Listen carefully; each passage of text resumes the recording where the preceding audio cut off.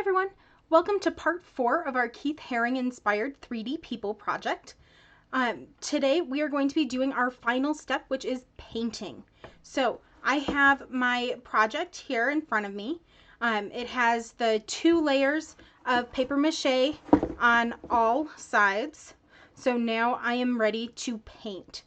For our painting, you are going to have a couple of different options for your paint. So first option is staying with what Keith Haring did and staying with one color. Your second option is to do a different color on each side. And your third option is to leave one side as just one color like Keith Haring would, and then all of your other sides are artist choice. So I am going to be doing that last option of doing one side, one color, and then the rest as artist choice. So one side I'm going to be doing an ombre effect, and I'm going to be using spray paint. And then on my actual sides, I'm going to be using acrylic paint and just do black. And then on my other side, I am going to do a solid green.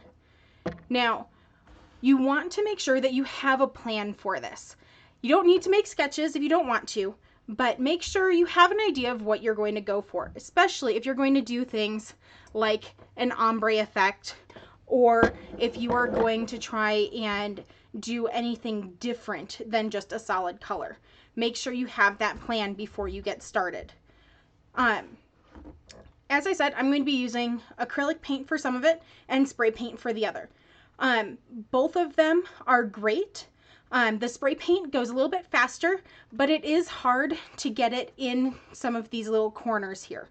So when you're doing these corners, I don't suggest doing a spray paint just because it's really hard to get it in there without it being all drippy. So that's why I'm going to do a top side of spray paint, and then I'm going to go in by hand and do just a solid black paint to go in and get all of those corners and get all the edges really nice. The acrylic paint, it takes a little bit longer, but you have a lot more control, so you can make it look really nice. Because the spray paint is messy, that's the part that I'm going to start with. And then anything that kind of spills over from the spray paint, then I can cover it up with my acrylic paint. Another reason for using acrylic or spray paint is they both dry with a plastic-like finish. So that makes it nice for when you're setting it down on something, it's not going to leave marks, and it'll make it really nice for our extension of this project. For my students right now, you just have to do a coat of paint on your project. If we were in school still, we would be doing the extension of actually drawing on top of our paint. So I will show that to you in another video. But for this video, and this step, we're just going to do a regular coat of paint. So I'm going to go outside and show you how to do the spray paint portion. Alright, so I've got my project outside to do the spray paint. You want to make sure when you're doing spray paint that you're in a well-ventilated area, so outside is the best. You also want to have a mask on just because the fumes from the paint can still come back up at your face even when you're outside. When you're going to do the spray paint, you want to do a test spray first. So I'm going to put the mask on and do that.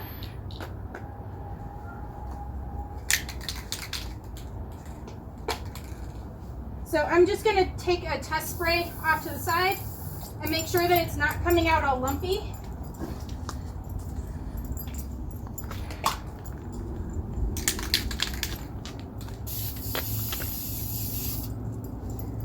Alright, now I said I was going to do an ombre effect, so I want the blue to be my first color, and then I'm going to do the purple going up from there. Another nice part about doing it on grass, if you get any spray paint on the grass, next time you mow, it's all gone. Come in closer.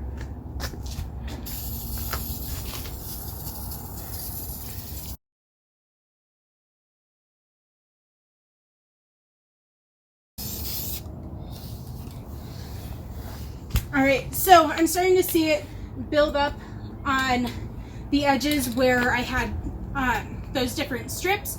So I'm going to let it dry for a few minutes, and then I'm going to do another coat.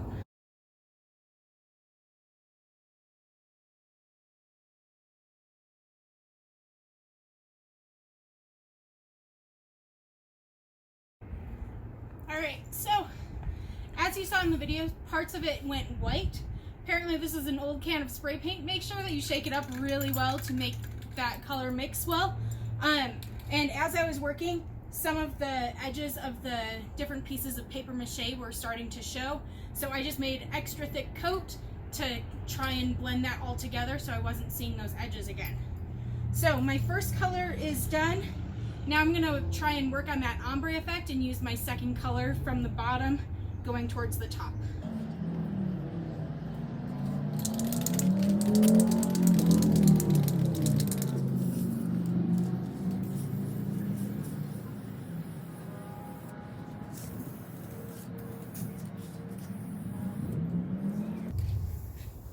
All right, it's starting to puddle up, so I'm gonna let it sit for a minute and then do another quick coat to finish that ombre effect.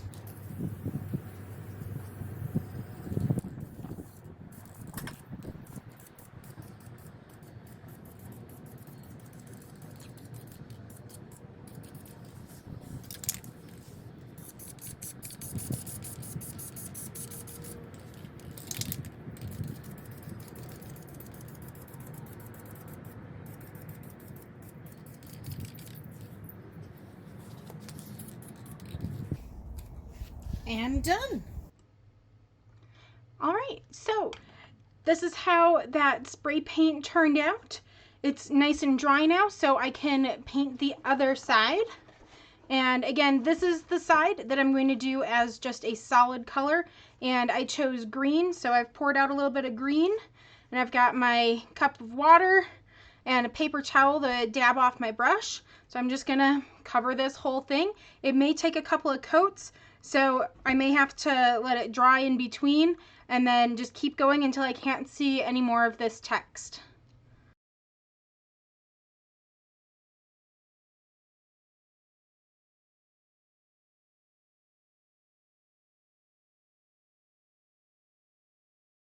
So when you're doing this first layer, you want to make sure that you're going over those edges so that you'll have nice clean edges when we're all done.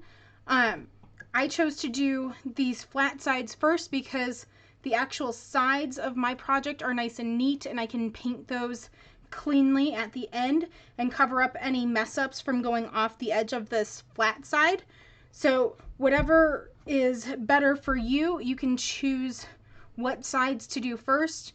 But because I know this side is a bit more bumpy, I wanted to make sure that I do this first so that I can make sure that I get into all of those little crevices and get those filled in with paint.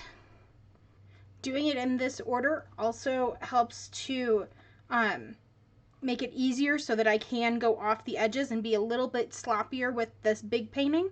And then I can clean up all of that mess later on.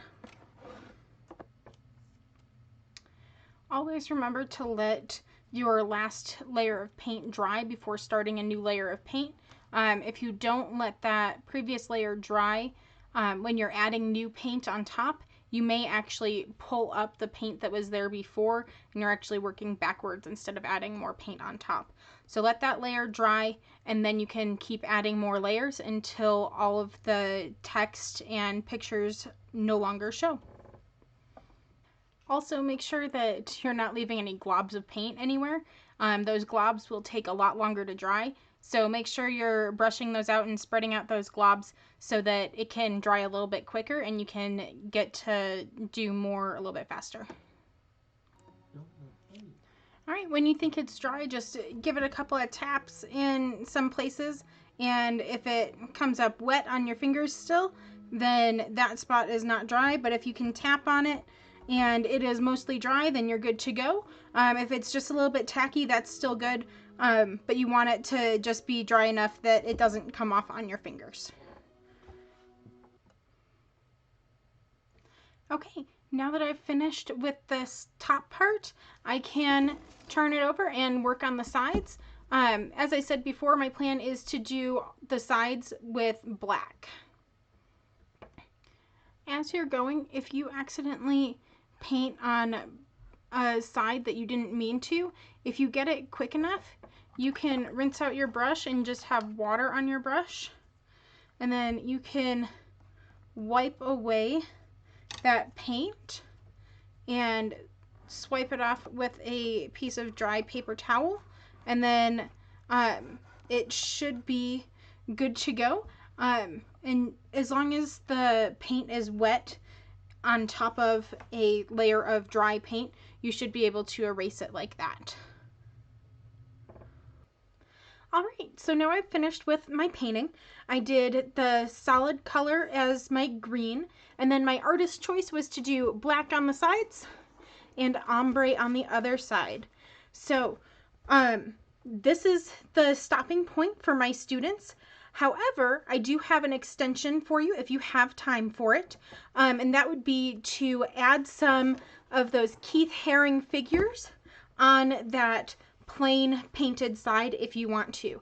And you can do that with Sharpie, and I will have a separate video for showing you how to do that. So make sure that your project has been painted nice and neatly. This took me quite a bit of time to complete all of the painting nice and neat. So if you are not going to have a whole lot of time, I suggest sticking with just one solid color for the whole thing. That way you don't have to worry about colors going on top of other colors, and then you can get it done a lot quicker. If you wanted to, you could spray paint the whole thing. Again, it is a little bit tricky to get into some of those corners without having it being too drippy, but it is still possible. So it is your choice how you're going to paint your person, and you could do it like mine. You could be even more creative and come up with some different ideas for the other side, or you can just stick with that one solid color. It's all up to you. You are the artist, you get to choose, and I look forward to seeing how your projects turn out.